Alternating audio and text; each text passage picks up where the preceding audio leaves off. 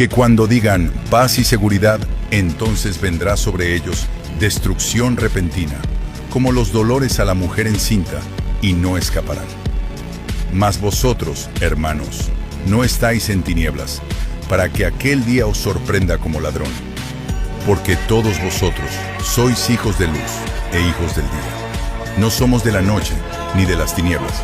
Por tanto, no durmamos como los demás, sino velemos y seamos sobrios. Pues los que duermen, de noche duermen, y los que se embriagan, de noche se embriagan.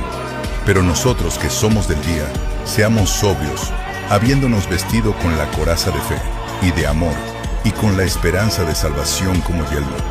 Porque no nos ha puesto Dios para ira, sino para alcanzar salvación por medio de nuestro Señor Jesucristo,